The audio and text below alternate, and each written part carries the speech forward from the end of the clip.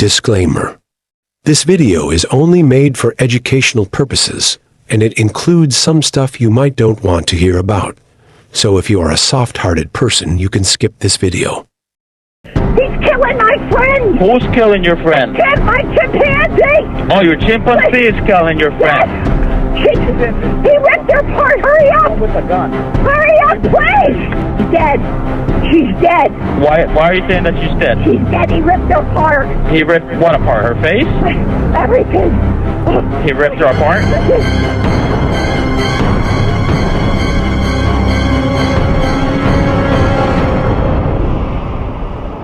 Hey there everyone, this is Mr. Uncanny. Travis the chimpanzee. Travis became infamous due to a tragic incident in 2009 that drew significant media attention.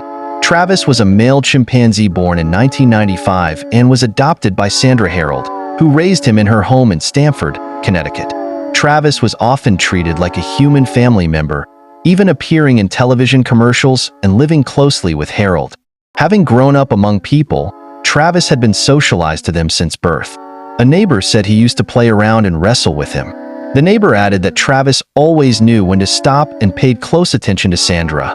"He listened better than my nephews," the neighbor remarked after Travis had mauled Charla.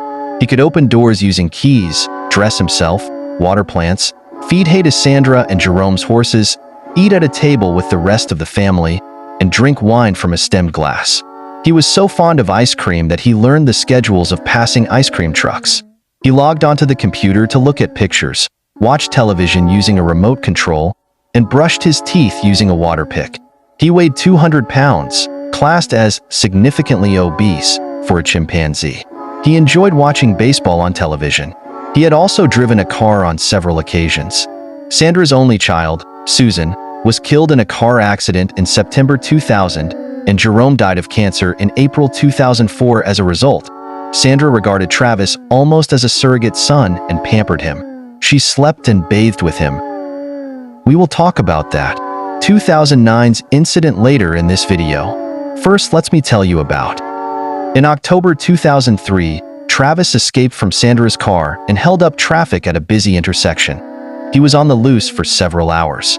The incident began after a pedestrian threw an empty soda bottle at the car, which went through a partially open window and struck Travis while they were stopped at a red light.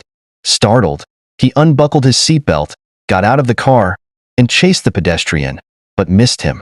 When police arrived, they lured Travis into the car several times, only for him to let himself out of another door and occasionally chase them around the car.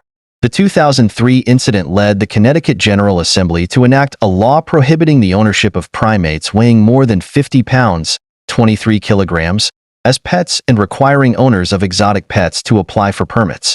Later on February 16, 2009, at around 3:40 p.m., Travis attacked and mauled Sandra's 55-year-old friend, Charla Nash, inflicting devastating injuries to her face and limbs. He had left the house with Sandra's car keys, and Charla came to help get him back inside. Upon seeing her holding a Tickle Me Elmo, one of his favorite toys, he flew into a rage and attacked her. He was familiar with her, as she had also worked at Sandra and Jerome's towing company, although she had a different hairstyle and was driving a different car at the time of the attack, which may have confused and alarmed him. Sandra attempted to stop him by hitting him on the head with a shovel and stabbing him in the back with a butcher knife. Sandra Harold attempted to stop the attack, but was unable to subdue the chimpanzee.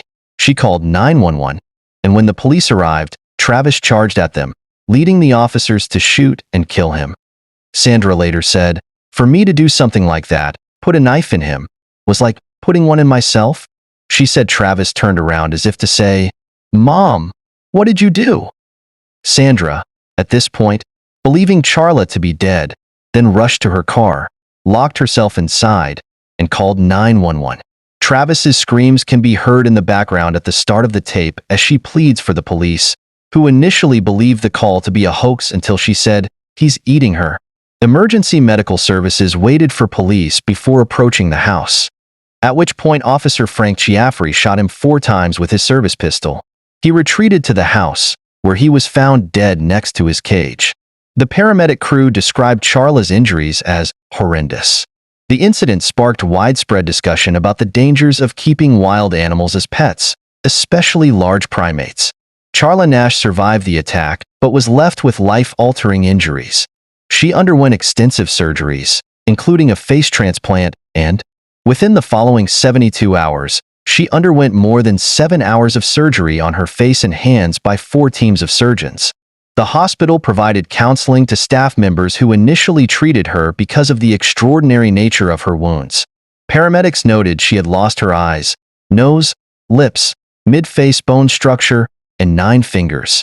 Doctors removed some of Travis's hair and teeth that were embedded in her bones and reattached her jaw, but announced on April 7, 2009 that she would be blind for life.